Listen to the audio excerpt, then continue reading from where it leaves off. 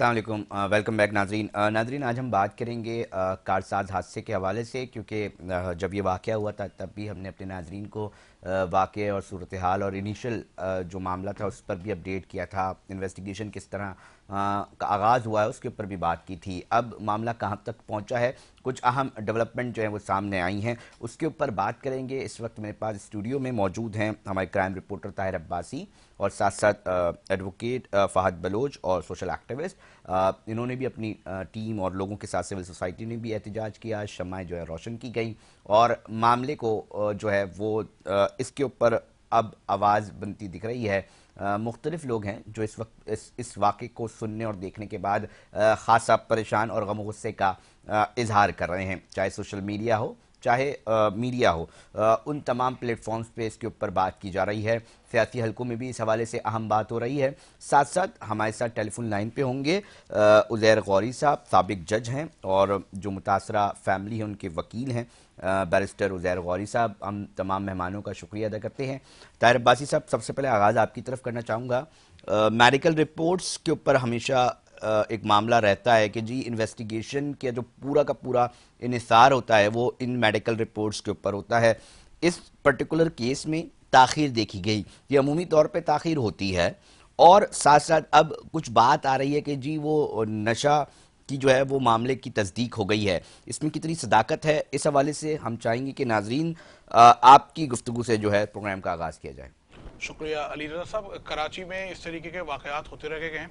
कुछ वसाइल की कमी है हमारे महकमा पुलिस के पास।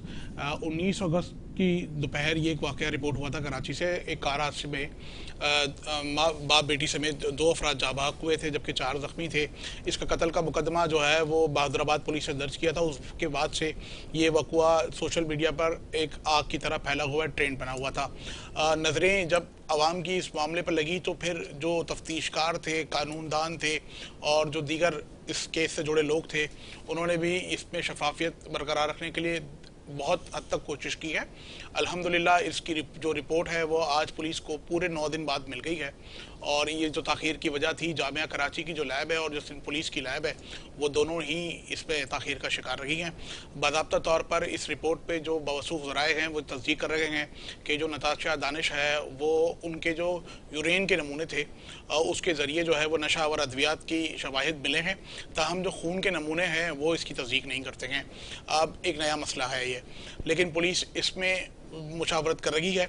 इस रिपोर्ट को सील कर दिया गया है। पूरी कोशिश है कि इसे अदालत से जो है वो जमा कराने के बाद इसमें नई दफ़ात जो हमारी मोटर व्हीकल ऑर्डिनेंस है उसके तहत इसकी नई दफ़ात के लिए इजाज़त ली जाए और मुकदमे को मजबूत करने और इसको बेहतर अंदाज में ज़िला शर्की पुलिस आगे चलाने के लिए कोशिश कर रही है। उसी के तहत इस मेडिकल रिपोर्ट को सील करने का ज़िला शर्की पुलिस ने फैसला किया था। ये बताता चलूँ कि DIG ज़िला शर्की जब 2 रोज़ पहले इनके घर गए थे, उसी वक्त उन्होंने इस बात की यकीन दहानी कराई थी कि हमारी पूरी कोशिश है कि आइंदा कुछ मज़ीद जो इस केस से मुताल्लिक शवाहिद हों उसे बहुत ज़्यादा सीगा राज में रखा जाए। और उसका पहल हमने देख लिया है। ज़िला शर्की पुलिस ने, अलीना राजपर ने इस रिपोर्ट को सील करने के लिए तमाम तफ्तीशकारों को पाबंद कर रखा था। पुलिस को जो ही ये रिपोर्ट मिली है इसे सील कर दिया गया है और ये रिपोर्ट अब अदालत में पेश की जाएगी। और पुलिस ने जो तैयारी की है, पुलिस के जो वकला हैं उन्होंने जो तैयारी की है, जो मुशावरत कानूनी तौर पर पुलिस ले रही है, उसका जाविया यही बताया जा रहा है कि केस में मजीद दफ़ात शामिल करने का पुलिस इरादा रखती है ताकि केस मजीद मजबूत हो सके। और सिंध पुलिस की जो एक साख्त है जिस पर सोशल मीडिया पर बड़े जो है वो उंगलियां उठाई जा रही हैं और उन कड़ी तनकीद का निशाना बनाया जा रहा है। कुछ अफवाहें थी, उसकी वजह से भी पुलिस को बहुत ज़्यादा सामना था। तो पुलिस इस सूरत हाल के बाद अब अपनी साख्त और अपना जो जाविया है वो सीधा रखना चाहती है और पुलिस ने कोशिश की है कि मोटर व्हीकल ऑर्डिनेंस की दफ़ात इसमें शामिल हो जाए तो केस मज़ीद मजबूत हो जाएगा। पुलिस की जानिब से जो है वो अहले खाना को हर चीज़ से मुताल्लिक बताया जा रहा है और फिर वहीं से इस बात की तस्दीक हो जाती है कि कराची पुलिस अब इस मामले पर बहुत स्ट्रेट और जो है वो इसकी जो शफाफियत है उसको बरकरार रखना चाहती है। अच्छा ताहिर अब्बासी, हमारे साथ उज़ैर गौरी साहब हैं। उन्होंने वो ये केस का जो मुतासरा फैमिली है उनका केस भी लड़ रहे हैं, साबिक जज भी हैं। मैं चाहूँगा कि उनसे भी उनका पॉइंट ऑफ व्यू लिया जाए। उज़ैर साहब, कैसा देख रहे हैं कि एक मामला है, CCTV सामने आ चुकी है, फिर भी हम ये देख रहे हैं कि लोगों को कराची प्रेस क्लब के ऊपर एहतजाज करना पड़ रहा है। हम ये देख रहे हैं कि सिविल सोसाइटी जो है वो उस जायवकुआ पर पहुंचकर शम्माएं जलाती हैं। आखिर क्या मामला है कि ये प्रैक्टिस करनी पड़ रही है? अगर चीज़ें देखी जाएं तो बहुत सारे शवाहिद जो हैं वो इकट्ठे किए जा सके हैं। उजैर साहब, आपका क्या पॉइंट ऑफ व्यू है और थोड़ी अदालती कार्रवाई अब तक कहाँ तक पहुँच चुकी है, उसके हवाले से आगाह कीजिएगा हमारे नाजरीन को। जी वलम अच्छा, साहब। सबसे पहले तो मैं ये वाली बात आपको बताना चाह रहा था कि अभी जो मैटर है इन्वेस्टिगेशन फेज के ऊपर है। जी अच्छा, अब इन्वेस्टिगेशन फेज जो होता है ना, उसमें कलेक्शन ऑफ एविडेंसेस चल रहे हैं और कलेक्शन ऑफ एविडेंसेस में आईओ जो है अपना वर्क कर रहा है। लेकिन एसएसपी साहब का मैं खास तौर पे शुक्रगुजार हूं कि उन्होंने इस पे एक काम किया। उन्होंने डिफरेंट टीम्स जो है ना अपनी तश्कील कर ली। किसी को टारगेट दिया है कि वो ऑक्यूलर एविडेंस को कलेक्ट करे, 161 के स्टेटमेंट ले, और चंद को टारगेट ये दिया है कि वो जो डीवीआर है और जो कैमरे जो जगह जगह लगे हुए हैं और जो विटनेसेस के स्टेटमेंट है जिनके घर पे कैमरे लगे हुए हैं वो वाला काम करे। एक की ड्यूटी उन्होंने लगाई थी for medical report. However medical report में मेरी शाम में जब आईओ से बात हुई थी तो आईओ ने मुझे मेडिकल रिपोर्ट के बारे में कुछ इंटीमेशन नहीं दी और मैंने जी उजैर साहब। चीजें शुरू हो गई हैं। तो मैंने कहा मुझे दें, तो वो कहने लगा जो रेलेवेंट हमारा जो टीम है जो इस पर तश्कील की है उसके पास मेडिकल रिपोर्ट है सील कंडीशन में। तो मेरे हाथ में तो मेडिकल रिपोर्ट नहीं है, ठीक है। अलबत्ता ये है कि इस पे शुरू में जो सेक्शन डाले गए थे वो तमाम के तमाम वेलेबल नेचर के डाले गए थे, लेकिन सब्सिक्वेंटली, ठीक है, ड्राइविंग लाइसेंस की नॉन वैलिडिटी की वजह से इसके ऊपर सेक्शन 322 जो है वो ऐड कर दिया था, ठीक है। अब ऐसी सूरत हाल में जो सेकंड सेक्शन जो इस पे ऐड हो रहा है, जो मेरी नॉलेज में भी आ गया है कि वो उसको ऐड कर रहे हैं, वो है सेक्शन 114। तो 114 को भी इसमें उसके जो शोहर है उसको इम्प्लीकेट वो इम्प्लीकेट होंगे बेसिकली, क्योंकि जो गाड़ी का जो मालिक होता है वो इम्प्लीकेट होता है सेक्शन 114 में। तो अभी तक अदालत में ये हो रहा है कि इसमें 2 तारीख लगी थी for submission of 173 CrPC report, right. जो 14 दिन के अंदर जो है ना आपको आईओ को इन्वेस्टिगेशन कंप्लीट करके जो है अपनी रिपोर्ट सबमिट करवाना पड़ती है, जो कि 173 सीआरपीसी की रिपोर्ट होती है। अच्छा, अब इस रिपोर्ट में टाइम एक्सटेंशन भी हो जाता है और डिफरेंट रीजन होते हैं टाइम एक्सटेंशन के। तो 173 बी में 3 दिन का टाइम एक्सटेंशन होता है, लेकिन अक्सर औकात अगर इन्वेस्टिगेशन इस टाइम पे भी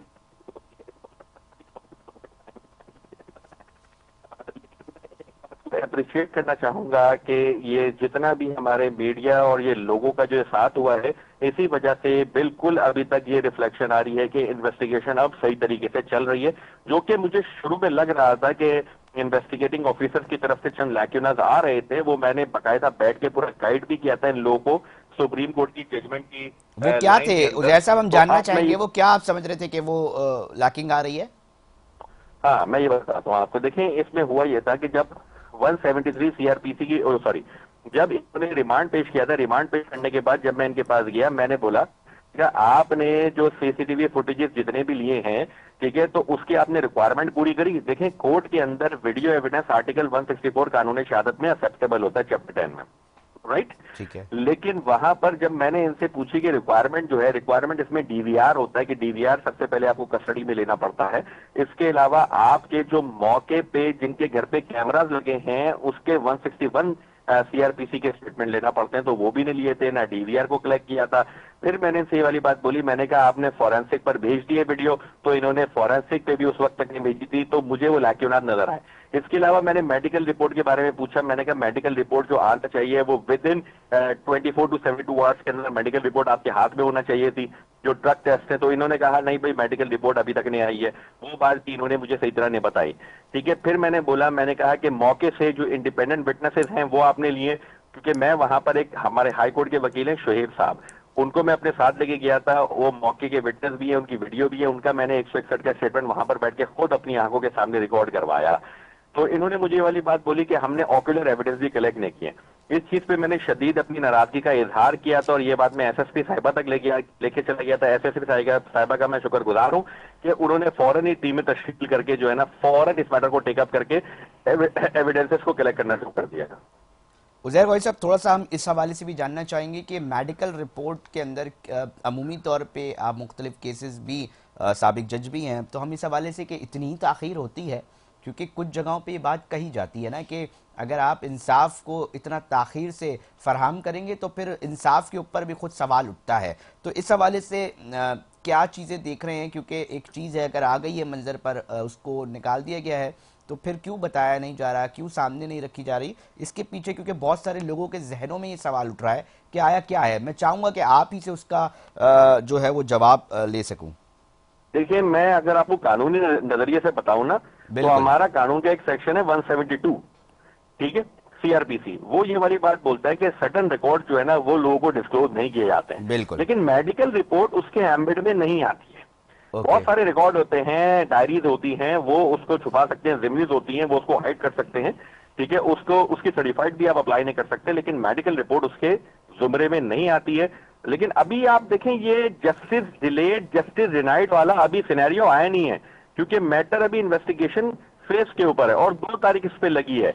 तो 2 तारीख तक तो ये काम अपना करते रहेंगे। 2 तारीख तक हम ये स्टांस ले कि ये लोग डिले कर रहे हैं, ठीक है, ये स्टांस हम नहीं ले सकते। लेकिन चीजें रिपोर्ट अगर कोई आ गई है, उसको इनको एटलीस्ट जो प्रोसिक्यूशन को लॉयर्स असिस्ट कर रहे हैं उनकी नॉलेज में लेके आना चाहिए है। उज़ैर भाई साहब, एक मामला ये भी होता है कि रिपोर्ट्स भी चैलेंज की जाती हैं। इस मामले के अंदर अगर मुस्तकबिल करीब में इस तरह की कोई चीज़ निकलती है तो आप समझते हैं चीज़ें रुख उसका तब्दील हो सकता है? देखिए, अगर रिपोर्ट जो है वो पॉजिटिव नहीं आती और नेगेटिव आ जाती, ठीक है, तो मेरी क्लाइंट की इंस्ट्रक्शन के बाद, क्योंकि मैं काम करता हूं क्लाइंट की इंस्ट्रक्शन, कोई भी बैरिस्टर होगा क्लाइंट की इंस्ट्रक्शन के ऊपर ही काम कर रहा होगा, ठीक है, तो क्लाइंट की इंस्ट्रक्शन के हिसाब से उन्होंने मुझे पहले से इंस्ट्रक्शन दी हुई थी कि अगर रिपोर्ट में कुछ टेढ़ा मेढ़ा सा होता है तो आप फिर बाकायदा एक एप्लीकेशन लगाकर एक मेडिकल बोर्ड कंस्टिट्यूट करवाकर इंडिपेंडेंट बॉडी से, ठीक है, इनकी बाकायदा एक रिपोर्ट करवाइएगा, इनका मेडिकल बोर्ड बिठवा के इनकी रिपोर्ट मंगवाइएगा। ये पहले से मेरे पास इंस्ट्रक्शन थी। लेकिन अभी मेरी नॉलेज में ये आ रहा है आज मगरिब के बाद से कि मेडिकल बोर्ड जो है वो बाकायदा पॉजिटिव आ गई है और उसमें जो है वो शायद आइस का कुछ आया है, ठीक है, विच आई एम नॉट श्योर, क्योंकि मैंने मेडिकल रिपोर्ट अभी तक पढ़ी नहीं है, ना मेरे हाथ में है मेडिकल रिपोर्ट, ये सिर्फ मैं मीडिया पे देख रहा हूं। अगर मेरे हाथ में कोई चीज होती ना तो आपको ऑथेंटिक ओपिनियन में इस पे दे सकता अच्छा था। इसके पीछे मतलब आप ये बात कर रहे हैं कि जी मेडिकल रिपोर्ट को छुपाना उस कानून के जुमरे में नहीं आता, तो इसकी क्या वजह समझते हैं कि कानून तो बहुत सारे लोगों को मालूम होगा, पुलिस इन्वेस्टिगेशन अरसे से करती है, आईओ एक अरसे से प्रैक्टिस कर रहे हैं, तो इसको क्यों सामने नहीं लेकर आया जा रहा? आपकी नज़र में, आपके मुताबिक क्या चीज़ आपको समझ आती है? देखिए, अक्सर केसेस का नेचर ऐसा होता है कि हमारे जो इदारे हैं वो भी मजबूर होते हैं कि वो बहुत सी चीजें डिस्क्लोज ना करें, क्योंकि इस केस के अंदर अवाम जो है वो आमना को अपनी बेटी मानती है, अपनी बहन मानती है और पूरी पाकिस्तानी अवाम साथ में आ गई है। तो मेरे ख्याल से कि लोगों की फीलिंग्स ज्यादा वो हेट्रेड की तरफ नहीं जाए, ये भी ये वजह हो सकती है कि मेडिकल रिपोर्ट में बेहतर जो हमारे जो इदारे हैं वो इसका जवाब देगी कि भाई वो क्यों मेडिकल रिपोर्ट को फ्रंट पेज से ओपनली लेके नहीं आए। उज़ैर गौरी साहब, आप मेरे साथ टेलीफोन लाइन पे ही रहिएगा, हमारे साथ एक और गेस्ट है फहद बलोच साहब। हमने देखा कि एहतजाज भी किया गया कराची प्रेस क्लब के बाहर, हमने देखा कि शमाएं भी जलाई गई। साथ में मैं अपने नादरीन को ये भी बताना चाहूँगा कि जो नताशा जो मुलजिमा है इस केस की, उनके वकील हैं आमिर साहब, हमने उनसे भी रब्ता नादरीन करने की कोशिश की थी, मगर कुछ वजूहात की बिना पर उन्होंने माजरत की है और उन्होंने कहा है कि मैं अपना मौक़िफ़ जल्द आपको दूंगा। फहद बलोच साहब, मैं आपकी तरफ आता हूँ, मुझे एक बात बताइएगा, क्यों एहतजाज पे जाना पड़ता है इस तरह के केसेस में? क्यों इसको यादगार के तौर पे उधर जाकर शम्मा जलानी पड़ती है? क्यों लोगों को निकलना पड़ता है, सिविल सोसाइटी को, इस तरह के जब भी वाक़यात हो? क्यों प्रेशर जो है वो बनाना पड़ता है? कोई भी केस हो, अदालतें, इन्वेस्टिगेशन मौजूद हैं, क्या खदशात होते हैं कि इस तरह लोगों को निकलना पड़ता है? उनको कहीं लगता है कि जी शायद हक नहीं मिलेगा? देखें, आपके सामने अभी उज़ैर भाई ने ये बात की कि जो है वो इन्वेस्टिगेशन के अंदर अब तेज़ी आई और 114 भी उन्होंने ऐड करने का कहा और जो है वो मेडिकल रिपोर्ट भी अब सामने आ गई, तो इसी के लिए एहतजाज किया गया था। इतने दिन से जो एहतजाज और ये वीडियोस के अंदर यही बात अहम जो है वो करार दी जा रही थी कि मेडिकल रिपोर्ट चेंज हो सकती है और एहतजाज नहीं किया गया, तो जो है वो 114 के तहत जो है वो मालिक को नॉमिनेट नहीं किया जा रहा था। अगर पुलिस अपना काम वक्त पे कर रही थी तो फिर हमें ज़रूरत ही नहीं पड़ती एहतजाज करने की, पुलिस ऐड कर देती। उज़ैर भाई लाइन पे, उज़ैर भाई मौजूद हैं। उज़ैर भाई के सामने की बात है कि उन्होंने एसआईओ साहब जो हैं वो बिल्कुल जो है वो ऐसा मूड बना के बैठे हुए थे कि उनको ऐड ही नहीं करना चाहते थे कि मालिक को इम्प्लीकेट कर सकें। और जो एसएसपी साहिबा जो है वो अगर वो हरकत में आई हैं और जो है उनके हाई अप्स हरकत में आए हैं तो उसके पीछे इदारे मौजूद हैं जिन्होंने जो है वो प्रेशर किया है कि आप काम करें सही से। तो अगर ये काम नहीं करेंगे तो देखें, मेरे ख्याल से तो मेरा कहना ये है कि ये 3 करोड़ आवाम कराची की और 25 करोड़ आवाम पाकिस्तान की, इसके साथ मजाक है अगर ये वक्त पे अपना काम नहीं करें। और देखिए इंसाफ के अंदर तो हमेशा से यही होता रहा है, अगर आप लड़ाई झगड़ा करेंगे नहीं, आप जो है वो इस तरह प्रोटेस्ट नहीं करेंगे तो पाकिस्तान में तो मेरे ख्याल में जो है वो इंसाफ मिलना नामुमकिन ही होता है। क्योंकि जो है वो ऐसे केसेस के अंदर जहाँ इतने हाई प्रोफाइल मुलजिमा इन्वॉल्व हो या मुलजिम इन्वॉल्व हो, तो हमने पहले भी देखा है कि एहतजाज के जरिए ही हुआ और अब हमें आगे भी लगता है कि ऐसा कुछ होगा, खुदा ना नहीं, खास्ता। मगर मुझे फाद ये बताए ना कि हाई प्रोफाइल हो, पैसा ज़्यादा हो, इट्स ओके, मगर कानून तो सबके लिए बराबर है ना। तमाम लोग तो एविडेंस की बुनियाद चीज़ें होंगी ना। तो ये क्या मतलब, इस चीज़ को मैं समझने की कोशिश करूँगा, थोड़ा सा आप मुझे बताइएगा कि क्यों इतना प्रेशर और इतना वो करना पड़ रहा है। देखें, एविडेंस की जहाँ तक बात होती है कि एविडेंस को इतना लेट लिया जाता है कि वो फेड हो जाए। जब वो फेड हो जाता है तो फिर जाहिर है, और अभी आप देखें अगर ये रिपोर्ट नेगेटिव आ जाए ना, मैं आपको खुदा ना खास्ता बोलता हूँ, अगर नेगेटिव आ जाए तो उज़ैर भाई मेरे साथ मौजूद हैं यहाँ पे, मैं उनके सामने बोलूँगा कि जो हमारी विक्टिम की फैमिली है ना, वो उनका मोरल बिल्कुल डाउन हो जाएगा। वो बोलेंगे फ़ायदा ही क्या है केस लड़ने का। तो हमने अपनी कोर्ट प्रैक्टिस में भी यही देखा है और पास्ट में सोशल एक्टिविटी के अंदर भी यही देखा है कि लोग जो है वो केसेस छोड़ देते हैं। वो इसीलिए छोड़ देते हैं, बोलते हैं निजाम ही इनके साथ चल रहा है पूरा, हाँ, हम क्या करेंगे, नाउम्मीद हो जाते हैं। नाउम्मीद हो जाते हैं। अभी आप नेगेटिव करा दें रिपोर्ट और अभी आप 114 इम्प्लीकेट ना करवाएं, आप देखेंगे वो फैमिली बोलेगी भाई ले दे के छोड़ दो, ठीक है, मिलना तो कुछ भी नहीं है। मैं आपको बता रहा हूं कि मेरे पूरे सोशल मीडिया भरा हुआ है जिसमें लोग मुझे बोल रहे हैं कि वो तो दुबई चली गई, वो तो ये हो गया, वो तो वो हो गया। अच्छा, इसके अंदर फाज बहुत सारे सोशल मीडिया के अंदर ऑल्दो के अभी फैसला होना है, मुल्जिमा है, लोगों के गमो गुस्सा भी बराबर है, मगर आप नहीं समझते नताशा के लिए भी बहुत सारी चीजें सोशल मीडिया पे फेक जो है वो चलाई जा रही हैं? देखिए, वो फेक जो चलाई जा रही हैं वो एक तरीके से कि दुबई चली गई, ये चली गई, देखें वो तो लोग तो यही बोलते हैं ना, क्योंकि लोगों ने पास्ट में हमारे मुल्क में यही देखा है, एक ट्रेंड यही देखा है कि जो है मुल्जिम कभी अस्पताल से पकड़ा जाता था, कभी डेथ सेल के बजाय एयर कंडीशन में रह रहा होता था। ये हमने सब देखा है, शाहरुख जतोई केस, शाहजेब कत्ल केस हमारे सामने है, उसके अंदर हमने देखा है। तो लोगों के जहन में तो वही है। लोग तो मुझे ये बोलते हैं आपने उस केस में काम किया था, वहां आपने कौन सा तीर मारा है जो आप अब तीर मारेंगे। तो मैंने बोला मैं अपना हक अदा कर रहा हूँ। तो ये सारी चीजें जब लोग देखते हैं, विटनेस करते हैं, तो उनके अंदर एक सेंस ऑफ एंगर तो पैदा होगा ना, भले कोई भी हो। फाज साथ ही रहिएगा। उज़ैर गौरी साहब के पास मैं जाना चाहूँगा क्योंकि ताहिर अब्बासी साहब, इस तरह के बहुत सारे केसेस के अंदर दियत का एक मामला ज़रूर होता है। उज़ैर साहब थोड़ा सा इस हवाले से बताइएगा, लोग ये भी जानना चाहते हैं कि जी ठीक है, इन्वेस्टिगेशन हो जाती हैं, चीज़ें आ जाती हैं सामने और मुल्ज़िमा सज़ा के बिल्कुल करीब तक भी पहुँच जाती हैं, पर माजी में इस चीज़ को देखा गया है कि जी दियत दे दें और आप उसके बाद जो भी मुल्जिमा या मुल्जिम होते हैं वो बाइज्जत बरी हो जाते हैं या उस केस से जो है वो निकल जाते हैं। इस मामले के अंदर फैमिली का इस वक्त पॉइंट ऑफ व्यू क्या है दियत को लेकर, और क्या समझते हैं कि मुस्तकबिल करीब में कोई इस तरह का मामला बन सकता है? उज़ैर गौरी साहब। जी जी जी जी, मैं एक जनरल कंसेप्ट को क्लियर करना चाहूंगा यहाँ जी, जनरल कंसेप्ट को क्लियर करना चाहूंगा।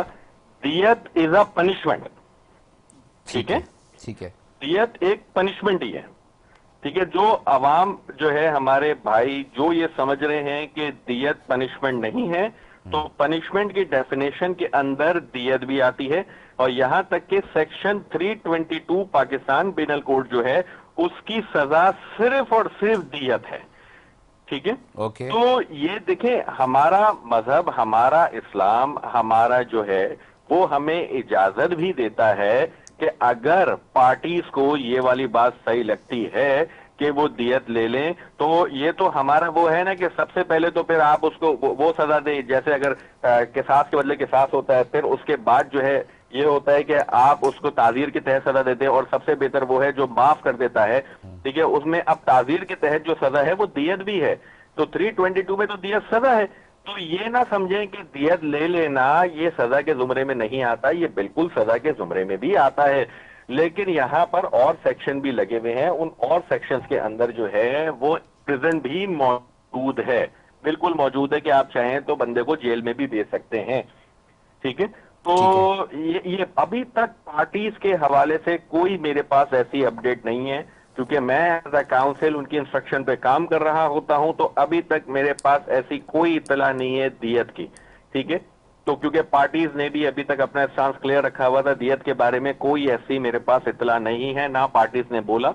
पार्टीज की मर्जी होती है, वो चाहे तो ले लें, उनकी मर्जी है, लेकिन अभी तक कोई ऐसी इतला नहीं है। अच्छा उजैर भाई साहब, इस तरह भी एक मामला होता है कि आप बिल्कुल वाज़ेह फरमा रहे हैं और हकाइक भी इसी तरह बताते हैं, मगर जब सूरत हाल देख रहे होते हैं तो बहुत सारे प्रेशर्स होते हैं, बहुत सारे थ्रेड्स भी सामने आते हैं, वो मंजर पे नहीं आ रहे होते, वो एक आम आदमी को नज़र नहीं आ रहे होते, वो उस विक्टिम फैमिली को नज़र आ रहे होते हैं। बहुत सारे ऐसे माजी में, क्योंकि हम फील्ड रिपोर्टर्स भी रहे हैं, हमें लोग बताते थे कि जनाब हमारे पास चारा ही नहीं है, हमारी 2 बच्चियां पीछे हैं, 2 बच्चे पीछे हैं, अल्लाह ना करे उनको कोई नुकसान पहुंचा दे तो आप आएंगे हमारे साथ सामने खड़े होके। इस तरह की भी बातें की जाती हैं। क्या फैमिली को अब तक इस मामले के अंदर किसी किस्म का थ्रेट का सामना करना पड़ा है, कोई और दबाव का सामना करना पड़ा है? हम चाहेंगे कि इसको भी आप इसी प्रोग्राम के ज़रिए जो है वो क्लियर कर दें। देखिए, मेरी नॉलेज में अभी कोई थ्रेड वाली बात ऐसी नहीं है। प्रेशर होता है, बिल्कुल प्रेशर होता है, और प्रेशर मौजूद है, वो कोई डिनायबल नहीं है, लेकिन थ्रेड्स ऐसी कोई मालूमात मेरे इल्म में अभी तक नहीं है, ना ही पार्टी ने मुझसे कोई जिक्र किया कि उनको ऐसी कोई थ्रेड्स आ रही हैं। ठीक है, ये मैं बात आपको क्लियर कर दूं। ठीक है, दूसरी बात, जहां तक ये वाली बात रही कि देखें, हमारे मुल्क का ये, हमारे कह सकते हैं सिस्टम का ये एक हिस्सा रहा है, और ये कोई डिनाय इस पे कोई नहीं कर सकता कि बहुत सारे पुराने केसेस आप देख लें तो उधर प्रेशर में लेके जो है ना वो दियत वगैरह के अमाउंट पे सेटलमेंट हो जाती है। लेकिन फिर मैं गलती उन लोगों की भी कहूंगा कि भाई, अगर आप आएंगे इंसाफ के लिए तो इंसाफ मिलेगा ना आपको। आप बोले आगे फ्रंट पे कि भाई हमें प्रेशर में लिया गया है, वो तो खुद खामोशी से एक्सेप्ट करके चुप होके बैठ जाते हैं। अब वो कोई भी वजह हो, ठीक है, तो इसमें ये वाली बात है कि मेरे पास अभी तक पार्टीज ने मुझसे ऐसी कोई भी बात नहीं करी कि उनको थ्रेट्स आ रहा है या उन पे कोई प्रेशर आ रहा है। ठीक, लेकिन प्रेशर बिल्कुल मौजूद है। इस चीज का जो है, ये तो आप भी बेहतर जानते हैं, सब जानते हैं कि प्रेशर है, थ्रेट्स की अभी तक कोई इंटीमेशन नहीं है। ओके उजैर साहब, हमारे साथ लाइन पे रहिएगा, एक अहम गुफ्तगू जारी है। फहद, हम ये देखते हैं कि जी जेसी हो जाती है, जेल कस्टडी हो जाती है, तो हम ये बात अक्सर व बेशतर, ताहिर अब्बासी आप भी क्राइम रिपोर्टर हैं, आपके भी इल्म में होंगी चीज़ें, अगर आपके पास कुछ रकम है तो आप बहुत सारी सहूलियात से फैज़ियाब होते हैं। ये कंप्लेंट्स और शिकायत जो हैं ये सामने आ रही होती हैं, अक्सर व बेशतर ख़बरों की ज़ीनत माजी में भी बन चुकी हैं। चीफ जस्टिस साहब गए और उन्होंने भी बहुत सारी, एक बहुत बड़ा मामला था, हम शाहरुख जतोई की बात करें तो बहुत सारी चीज़ें हो रही होती हैं। आपका जेल भी आना जाना रहता है मेरे ख्याल से फहद, तो आप क्या समझते हैं इस वक्त वो सहूलियात तमाम लोगों के लिए बराबर होती हैं या खुसूसन किसी के ऊपर ज़्यादा करम और जो है वो दिया जाता है? नहीं, देखें, अभी तक तो जो है वो इस केस के हिसाब से जो है अभी तक ऐसी कोई डिटेल शेयर नहीं की गई है कि कोई फैसिलिटी दी गई है या नहीं दी गई है, और दी गई है तो क्यों दी गई। वैसे होता है, वैसे दी जाती है लेकिन जो है, जहाँ तक मेरा एक्सपीरियंस रहा और मैंने सुना है कि रूल्स में मौजूद है तो बी क्लास दे दो, ठीक है, लेकिन बी क्लास पर दे दो तो मेरा मानना अपने ज़ाती तौर पे ये है कि फिर वो 200 कैदियाँ खवातीन जो वहाँ पे कैद हैं उनको भी बी क्लास दे दो, एक को क्यों दे रहे हो। लेकिन बात वही है कि हमारे मुल्क के अंदर जो है, आपको पता है कि सिस्टम किस तरीके से चलता है। हमें थोड़ा सा आप बताएंगे, हमारे नाज़रीन शायद उनको नहीं पता। देखिए, सिस्टम हमारे मुल्क में इसी तरीके से चलता है कि ये बी क्लास क्या है, थोड़ा सा ये भी बी क्लास ये है कि बेटर क्लास एक कमरे में रखा जाएगा, अलग रखा जाएगा, खाना पीना अच्छा होगा, ये होगा वो होगा, लेकिन वो जो है वो रूल्स के तहत जो है वो दिया जाता है। और उसकी बुनियाद क्या होती है बी क्लास देने की? बस उसकी बुनियाद कोई भी नहीं है इसके अंदर, बस रूल्स में लिखा है तमाम लोग जो हैं वो जो भी कैदी हैं वो ले सकते हैं, बिल्कुल रूल्स के तहत जो है, अगर वो जाके। लेकिन बात वही है कि ऐसे कैदियों को तो फौरन दे दी जाती है। हम लेकिन मुझे उम्मीद ये है कि इनको ना दी जाए, ठीक है, ना दी जाए, इसलिए नहीं दी जाए क्योंकि, और जहां तक अभी उजैर भाई से मेरी, उजैर भाई अगर दे भी जाए तो क्या मसला है? एक मुल्जिम में कानून उसकी इजाजत दे रहा है तो क्या मसला है इसमें फात? देखिए, फिर तो वो जो मैं आपको बोल रहा हूँ कि वो जो हमारी 25 करोड़ आवाम है, फिर उनको जेलों में दूसरे लोगों को रखने का क्या फायदा। ताहिर अब्बासी साहब, मैं आपकी तरफ भी आता हूँ कि इस जेल के अंदर के मामलात के हवाले से भी हम चाहेंगे थोड़ा सा एटलीस्ट जरूर डिस्कस हो कि बहुत सारे कैदी ऐसे होते हैं जो हमारे पास भी इतलात आ रही होती है कि उनको कुछ मखसूस रियायत दी जा रही होती है, उनके साथ जो रवा रखा जा रहा होता है वो कुछ बेहतर होता है, जबकि दूसरे और भी कैदी होते हैं वो भी मुल्जिम और अपनी जो कैद है वो काट रहे होते हैं, जेल काट रहे होते हैं, उनके साथ नहीं रखा जा रहा होता। ये कह रहे हैं जी बी क्लास। आपके, मैं चाहूँगा कि आप मेरे इल्म में थोड़ा इजाफा करें, शायद नाजरीन भी उनके इल्म में भी इजाफा हो सके, ये क्या है मामला? अलीगढ़ साहब, जेल और कैद इसके अंदर कुछ कैटेगरीज हैं। कुछ दहशतगर्द तंजीमें हैं छोटी बड़ी, उनको उनकी बुनियाद पर जो है वो वहाँ फैसिलिटेट किया जाता है। उनके बैरिक्स अलग होते हैं, उनकी मुलाकात के दिन अलग होते हैं, उनका खाना पीना और वो चीज़ें थोड़ी हसास होती हैं, तो उसे उसी तरह ट्रीट किया जाता है। कराची की जो पॉलिटिकल पार्टीज हैं, उनके मुसल्लह विंग है, उनके बैरिक्स अलग हैं। वो अच्छी शाहाना ज़िंदगी वहाँ अपनी गुजार रहे हैं, जो 15-15 सालों से भी जेलों में हैं, वो नहीं आते हैं। इसके अलावा स्टैंडर्ड क्लास भी है हमारे पास। आप कराची के स्टेडियम रोड पर वाक़ कई कुछ अस्पतालों में भी हमारे कैदी रह रहे हैं, जिन अस्पताल में बाकायदा तौर पर हमारे पास एक पूरा बैरक है, जहां हमारे हाई प्रोफाइल केसेस में मतलूब और दहशतगर्द जो थे पकड़े गए वो वहां रह रहे हैं, अपनी ज़िंदगी बहुत शाना तरीके से गुजारते हैं। कार्डियो अस्पताल में एक पूरा ऊपर फ्लोर था जहाँ पर पॉलिटिकल पार्टीज़ के रहनुमाओं को रखा जाता था। माजी में जब इमरान खान साहब की गवर्नमेंट थी, जब ये कुछ पॉलिटिकल पार्टीज़ के लोग पकड़े जाते थे तो उन्हें वहाँ रखा जाता था। लेकिन अगर ख़ास तौर पर कराची की और सिंध की जो जेलें हैं, यहाँ पर कैटेगरीज बहुत ज़्यादा है और उसकी वजूहत यही है कि सियासी बुनियादों पर उन्हें वहाँ फैसिलिटेट किया जाता है। मुलाकातों के लिए लंबा वक्त दिया जाता है। जो उनके खाने हैं वो बाकायदा तौर पर रोज़ाना की बुनियाद पर पकवान घर से पककर आते हैं।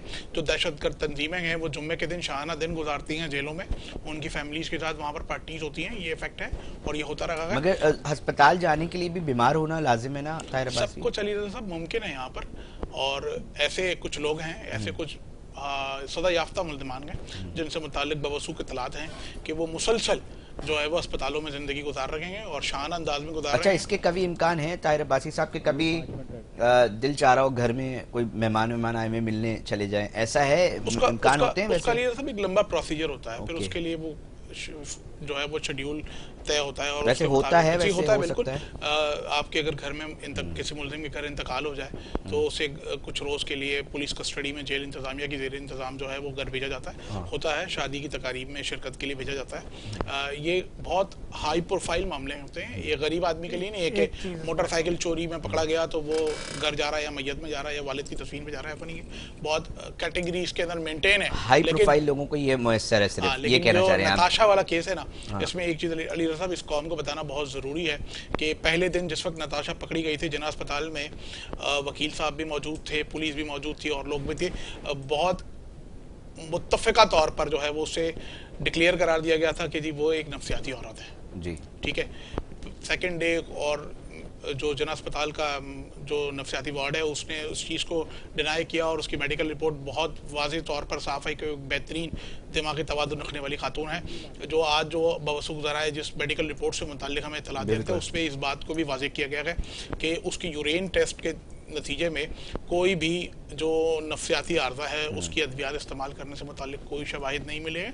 वो एक बेहतरीन दिमागी तवाज़ुन रखने वाली कारोबारी खातून औरत करार। जी फ़हद, आखिरी टाइम रह गया, मैं मुजैर कौल साहब से कंक्लूड करूंगा। चाहूँ इसके अंदर के जो दहशतगर्दी के मुलविस अफराद होते हैं या जो हाई प्रोफाइल केसेस में होते हैं उनको जो है रूल्स के अंदर जो है वो पेरोल नहीं दी जाती इस तरह घर जाने के लिए, और मैक्सिमम टाइम इसका ये है कि अगर दे दी जाएगी तो 6 घंटे की दे दी जाएगी, वो भी 3 महीने 6 महीने इस तरह करके। लेकिन जाहिर है वो रूल्स वहाँ पे फॉलो नहीं कर रहे होते तो यहाँ पे कैसे हो रहे होते हैं, क्योंकि मैंने खुद इसको ज़ाती तौर पे पढ़ा भी है और देखा भी है कि जिस पे ATA लगी हुई होगी, एंटी टेररिस्ट एक्ट लगा होगा, उसको तो मिलनी ही नहीं है लेकिन हमारे मुल्क में दी जाती है। उजैर साहब, थोड़ा सा आप मुस्तकबिल करीब में कितने पुरुमीद हैं, थोड़ा सा इस हवाले से कॉमेंट कर दीजिएगा।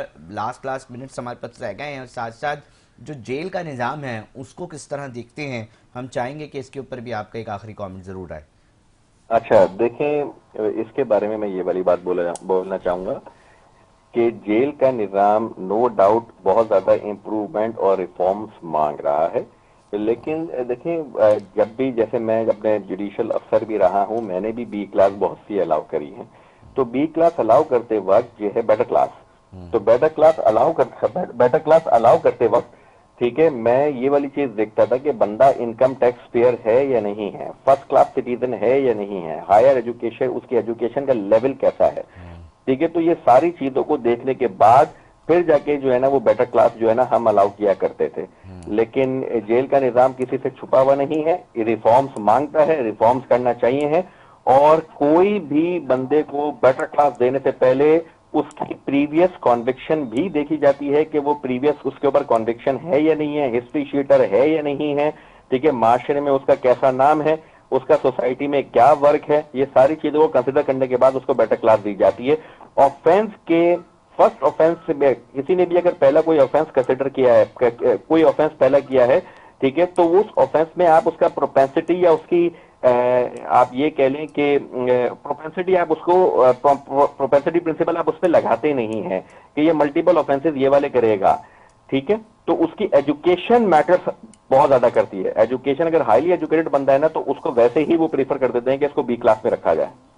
अच्छा उज़ैर गौहरी साहब, मतलब आप इस चीज़ को आप तरदीद और तस्दीक कर सकते हैं कि अक्सर व बेशतर आप क्या समझते हैं कि इसकी बुनियाद सिर्फ यही चीज़ें होती हैं जो कानून ने बताई हुई और यही है, या इसके पीछे दूसरे भी अवामिल शरीक होते हैं कि अगर आप किसी की मुट्ठी गर्म कर दें तो आपको उतने ही वसाइल जो हैं वो दस्तयाब होंगे? कुछ इतलात हमारे पास भी हैं, आप भी इसी फील्ड से ताल्लुक़ रखते हैं, हम चाहेंगे कि इसकी बुनियाद क्या ऐसे ही इसी बुनियाद पर हो रही होती है? ये तमाम सहूलियात सिर्फ उन्हीं शख्सियात को मिल रही होती हैं जो पढ़े लिखे हों, या इसमें पैसे का भी कोई दखल होता है कि आप कितने अमीर हैं, आपकी जेब कितनी इजाज़त देती है? देखें, बात यह है कि जितने भी मैंने ऑर्डर किए हैं ना, वो तो हम उसका प्रीवियस रिकॉर्ड देखें। इन जनरल तो यहाँ क्या क्या होता है वो सबको इल्म है और वो किसी से ढका छुपा नहीं है। नाज़रीन है, उनको पता नहीं है, हम चाह रहे हैं कि आपके जरिए पता चल जाए। देखिए, ये आप उनसे सवाल करेंगे, काम करें, इसके बारे में मैं क्या जवाब दूं, कोई ढकी छुपी बात नहीं है। अच्छा, तो मतलब चीज़ें हैं जो कि रिफॉर्म्स मांग रही हैं। बहुत शुक्रिया उज़ैर गौहरी साहब, आपने हमें टाइम दिया। मुस्तकबिल करीब में यकीनी तौर पे तमाम लोग इस केस को देख रहे हैं। फ़ाद बलोच साहब, आपने टाइम निकाला, स्टूडियो है, आपका शुक्रिया। ताहिर अब्बासी साहब ने अहम इन्वेस्टिगेशन पॉइंट ऑफ व्यू से जो है बात की। नाज़रीन, कोशिश सिर्फ ये है कि हाईलाइट हों वो तमाम चीज़ें जो भी फर्दर इसकी इन्वेस्टिगेशन हो रही है। हम चाहते हैं कि आप उससे मुकम्मल तौर पे आगाह रहें, और बिलखुसूस कराची टुडे की ये रिवायत रही है कि शहर में होने वाले अहम मामलात के ऊपर हम अपने सेगमेंट में उनको हिस्सा ज़रूर बनाते हैं। आपसे दरख्वास्त है कि अपना फीडबैक जो है हमारे सोशल मीडिया अकाउंट्स पर लाजमी दीजिएगा। तब तक हम यही कहेंगे कि अपना बहुत ख्याल रखिएगा। अल्लाह निगहबान।